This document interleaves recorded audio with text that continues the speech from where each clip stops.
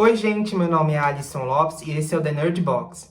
Se você gosta de cultura, entretenimento e tudo que envolva curiosidades, se inscreve aqui no canal. Podem mandar também nos comentários sugestões de vídeos, personalidades históricas que vocês querem que eu estude e fale para vocês e vários outros temas que também envolvam curiosidades. Eu estou aberto a várias sugestões. Inclusive, o vídeo de hoje foi uma sugestão de uma inscrita. Nós vamos falar sobre Leonardo da Vinci, o grande pai do Renascimento, um dos maiores inventores e mentes mais brilhantes que já houve na história da humanidade. Leonardo di Ser Piero da Vinci nasceu no pequeno vilarejo de Anciano, na cidade de Vinci, província de Florença, o berço do Renascimento.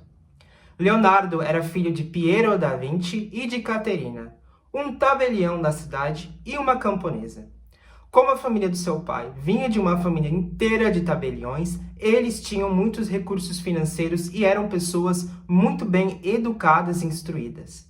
No entanto, Leonardo durante a infância não teve uma educação tão formal quanto esperada por alguém de sua classe. Como seu pai e sua mãe não eram casados oficialmente à altura do seu nascimento, ele foi desde criança considerado um bastardo. Mesmo assim, Leonardo foi criado como um filho pela esposa de seu pai, enquanto a sua mãe estava casada com um outro homem e também deu continuidade à sua família e teve mais filhos. Após passar a infância ao lado dos avós e da família paterna, Leonardo foi enviado para estudar artes em Florença, no ateliê de um tal de Andrea Verrocchio, que era nada menos do que o maior artista da cidade na época. Ele era muito amigo dos Medici, que era a família mais poderosa da Toscana e de Florença, os grandes mecenas que patrocinaram o Renascimento em Florença e em toda a Europa e em toda a Itália. Todo esse conhecimento e influência foi essencial para que Leonardo se tornasse um dos maiores artistas, se não o maior artista de sua época, se comparando apenas com Michelangelo. Tem que ser levado em consideração que naquela época estudar arte e pintura não era como hoje. Hoje, quando você se inscreve em um curso, em um ateliê de pintura, você vai estudar pintura. E apenas. Já com Da Vinci foi totalmente diferente. Ele teve que aprender a fazer as tintas, a fazer as poções para conseguir os ingredientes para fazer as tinturas que ele iria pintar e usar nas telas. Ele teve que aprender escultura, a usar argila e diversas outras coisas que são totalmente fora do normal para os padrões de hoje. Da Vinci foi sempre um aluno excepcional e Verrocchio percebeu que ele tinha muito talento desde o primeiro dia em que ele chegou no seu ateliê. Quando Da Vinci chegou nesse ateliê, ele era considerado um aprendiz.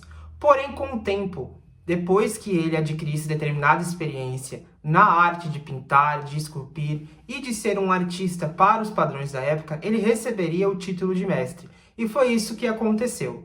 Quando Leonardo adquire o título de mestre, ele envia um currículo para o Duque de Milão. E ele comenta das suas habilidades artísticas e de suas incríveis capacidades de inventor. E ele também enviou manuscritos com armamentos. Sim, armamentos. Ele mandou manuscritos de armamentos, mostrando para o Duque de Milão que ele tinha a capacidade de inventar armas poderosíssimas que poderiam ser usadas no exército do Duque. Nessa época, Milão vivia sendo atacada pelo rei da França. Então o Duque logo o aceitou e pediu que ele fosse viver no palácio e começar a produzir seus trabalhos e suas ideias na capital do Império Milanês. Chegando no palácio do Duque, Leonardo mostrou que não veio para brincadeira.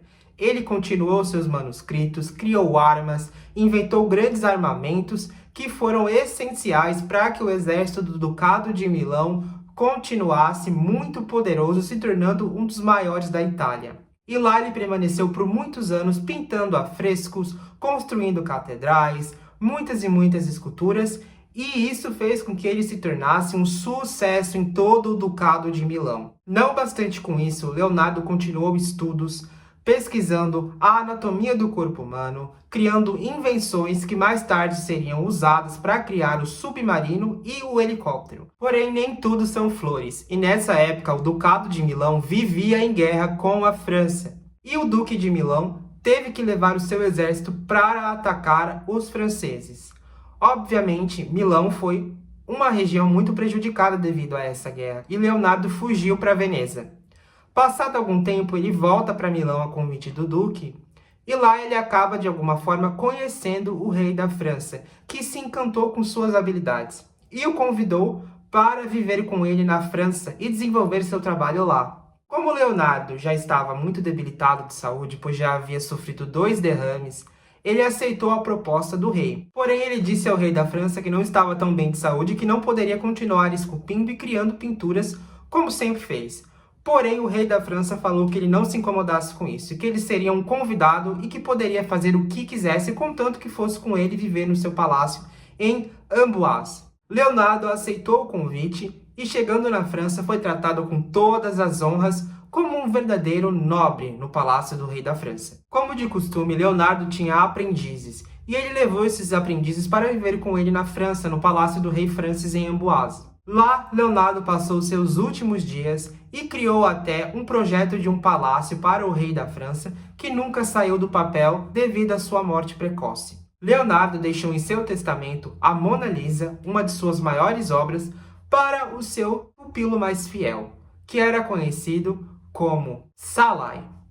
Foi de longe um dos maiores dos seus aprendizes e o mais antigo de todos. Seu nome verdadeiro era Gian Giacomo, porém todos o conheciam como Salai. Com a morte de Leonardo, Salai vende a Mona Lisa para o rei Francis da França, e assim ela passa a ser uma propriedade da coroa, e ficou lá entre as propriedades da coroa até a Revolução Francesa. Com o fim da Revolução Francesa, a Mona Lisa passou para as obras de arte do Estado, e até hoje ela é uma propriedade do governo da França. Hoje existe uma briga entre os 2 governos de França e Itália para saber quem são os verdadeiros herdeiros das obras de arte e dos manuscritos de Leonardo. Porém, o que verdadeiramente importa é que Da Vinci foi um dos maiores gênios que já pisou o pé na face da Terra, e que a sua história nunca será esquecida.